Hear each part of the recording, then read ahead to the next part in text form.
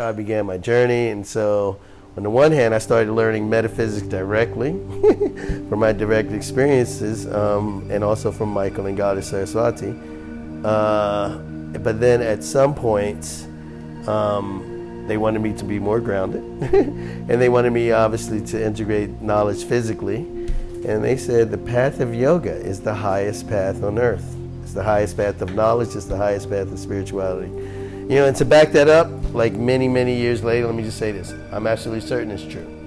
In Hindu philosophy, which is called Sanatana Dharma, it has its roots in the Vedas, which are descriptions from India. There are 6 philosophical schools called darshanas.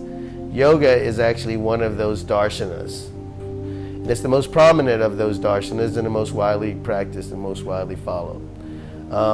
So yoga is the most prominent school in the greater system called Hinduism or Sanatana Dharma. The Sanatana Dharma, Hinduism, has its roots thousands and thousands of years ago. The first thing that came out of it that we know of, or at least that was kind of became a solid base for it, is called the Vedas, which are the scriptures of India. Veda simply means knowledge. So you can call them books of knowledge. They're the oldest surviving scriptures still in widespread use. They're written in Sanskrit. Sanskrit is the oldest surviving language still in widespread use. And it is the foundation of Sanatana Dharma or Hinduism, which is the oldest surviving religion still in widespread use. And a lot of people didn't know that. So yoga comes out of the oldest spiritual system, the oldest scriptures, and the oldest language, still in widespread use on earth today. I was guided over the years to study at least the basics of a lot of different systems. I call it integrated spirituality. So I've studied some Judeo-Christian mysticism. Obviously, I've studied a lot of metaphysics and general mysticism. I studied the basics of Taoism, the basics of Buddhism. And I just had a lot of practical experience. You know, I've not seen anything higher,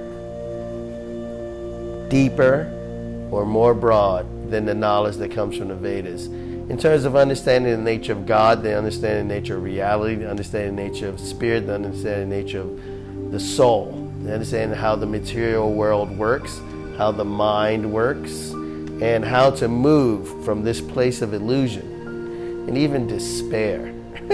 Right? How about this? Humans regularly fall into despair. To remove, to transcend the plane of despair to a plane where there is no sorrow whatsoever. I haven't seen a system that can teach you that. In fact, I was talking with this Indian man once about different religions, and he said this. He said, hey, you know, wherever you are, and what you're practicing, and if you're sincere, you can make advancement on any path. But at most religions talk about going to heaven. He's like, it's only Hinduism that talks about actual liberation back into the one. Meaning there's not only a heaven, but there are heavens. There are planes of heaven, there's planets of heaven. And that's just a hell, there are hells. And there's a lot in between. And what the Vedas teaches beyond all of that is the oneness, our pure state of existence. And only Hinduism and the deep mystics of every tradition know about that unitive state and how to get there. And so if you look at what's called the esoteric traditions of the world, which have to really do with internal studies of the internal world. The highest level, they're all teaching the same things. And I think Ashley was alluding to that, right? Like if you look at Rumi, he's going to be teaching the same things that Krishna and Buddha taught, just in a different way, in a different cultural setting. And he might have a different focus, right? Rumi's focus is love, and Krishna's is maybe more broad. Buddha's is controlling your mind. But you're going to see that unity beyond religion and the esoteric system. And the exoteric systems, meaning the external manifestations of religions, That's where the conflicts erupt because of human ego.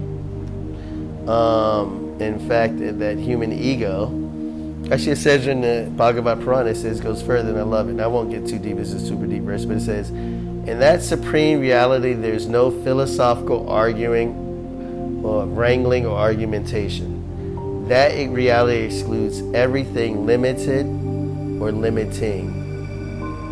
It goes further. Wait, let me see if I can remember. I like to read them so I get them precisely, but let me see if I can pull it out from memory. It says, actually, I'll repeat. It says, in that supreme reality, there's no philosophical wrangling or argumentation, which arises only due to men's propensity to fall into illusion. That reality excludes everything limited and limiting.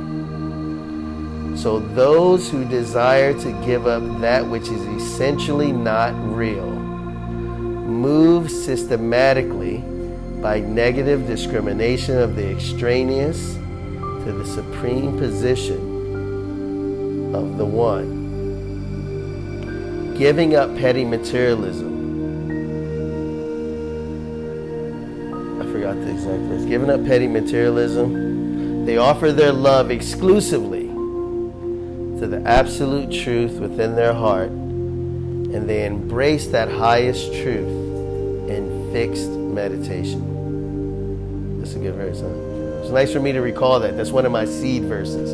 So I suggest, you know what, I might go, maybe we'll end this series with a study of the scripture and why scripture will save your life.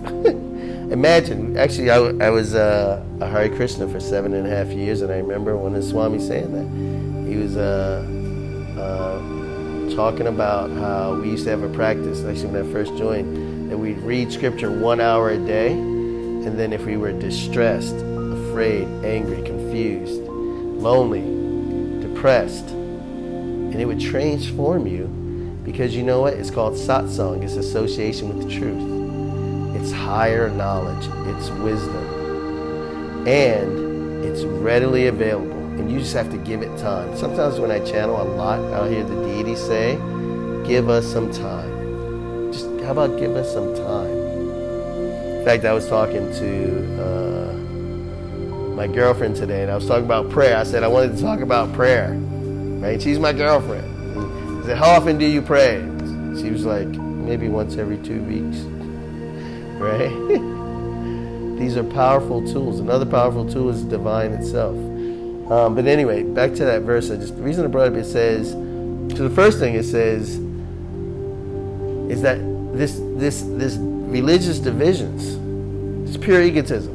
It's only due to man's propensities to fall into the illusion.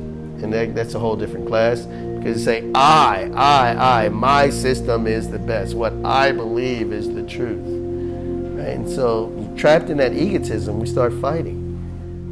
Going beyond that egotism to the unitive state, to the oneness, there's no fighting. There's no argumentation. You know, even in the high heavens, there may be discussion of super fine truths that are far beyond human calculation. But have you noticed, like, two people who actually have the truth, they can get along? In fact, I say this the whole time. Truth is the only basis for genuine unity. You know why? Because truth is what is real.